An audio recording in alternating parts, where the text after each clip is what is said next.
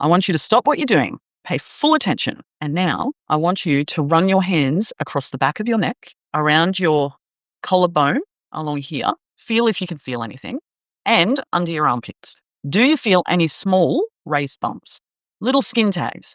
Or is there any area of the skin that feels rougher than it should, almost like crinkled tissue paper maybe? Because if the answer is yes, your body is trying to tell you something. Those skin changes are one of your body's earliest warning signals that your insulin levels are too high.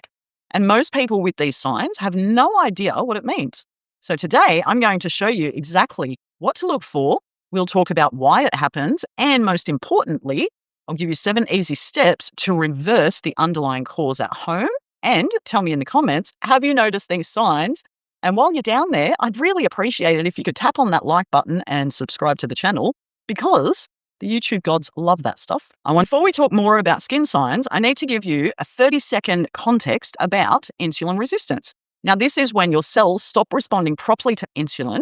Your body still produces insulin, but it has to produce more insulin than it should just to keep your blood sugar in the normal range. So here's the problem. Your blood sugar looks fine on a blood test. So your doctor says that you're completely healthy. But underneath that normal reading, your body is producing enormous amounts of insulin to make it look that way.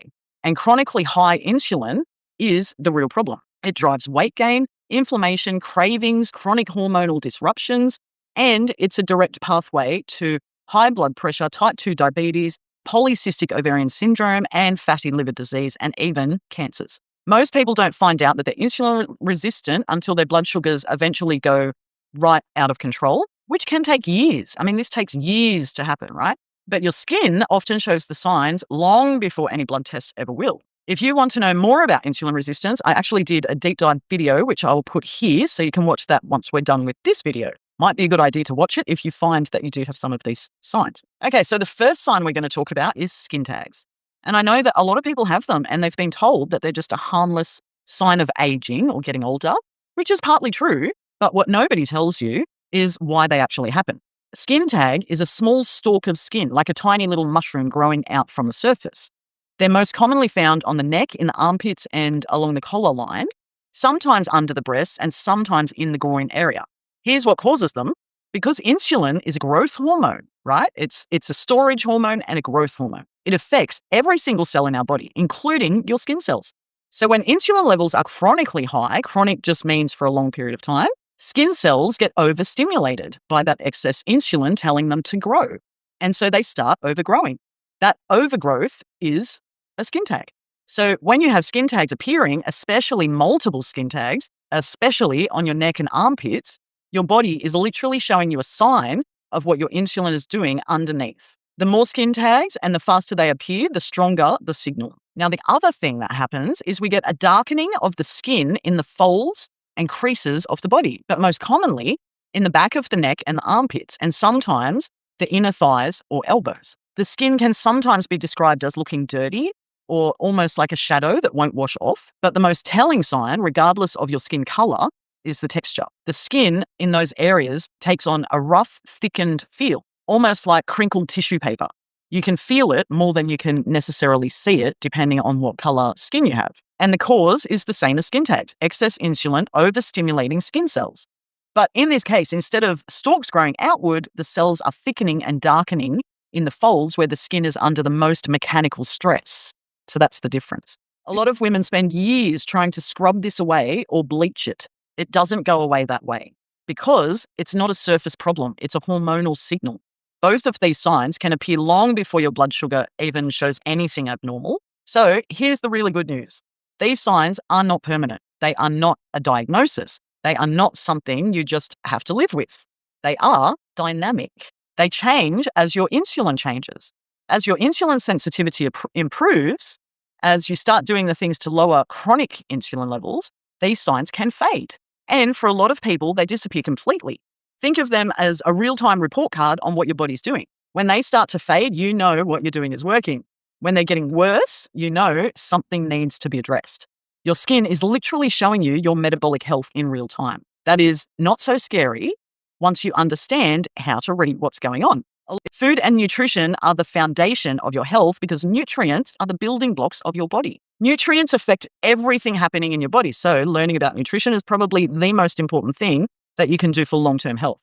So how long does it take to reverse these signs? Well, the dark patches start lightening within 2 to 3 months of genuinely improving insulin sensitivity. There is significant visible improvements at 6 to 12 months. The rough texture tends to resolve faster than the pigmentation.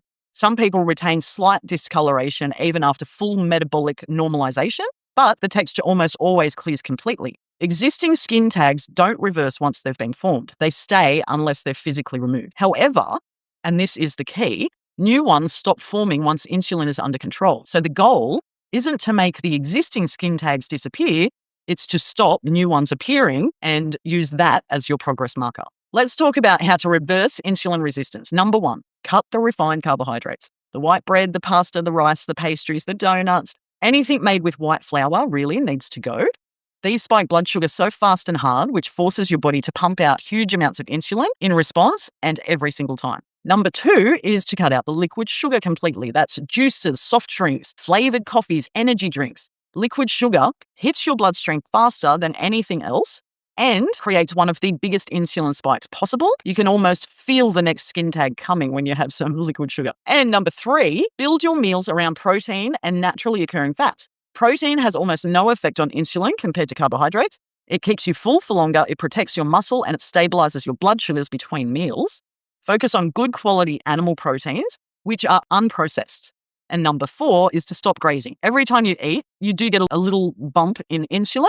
If you're eating constantly throughout the day, your insulin never comes down. You need proper meals with proper gaps between them. Your body needs those gaps to lower insulin and to access stored fat. And number 5, to go with that, is intermittent fasting. The longer your gap is between meals, the better it is for your insulin levels. If you can start your day late with your eating and end your day early with an early dinner, it's the easiest way to lower fasting insulin levels. Even a 12-hour fasting window is a good start. That gap is where the reset happens, and especially if you're eating the way I've just described. Number 6 is resistance training because, as we know from my other videos, our muscles are our glucose sink. They soak up blood sugar, and we want to take advantage of that. Even 2 or 3 sessions of resistance training each week will make a difference. And number 7 is to reduce stress. Cortisol raises blood sugar. Raised blood sugar requires insulin. So chronic stress means chronic cortisol is raised and elevated insulin levels. So focus on stress reduction and good quality sleep.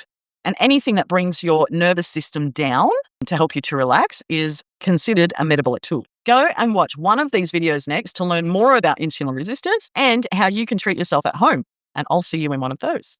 Smarternuthub.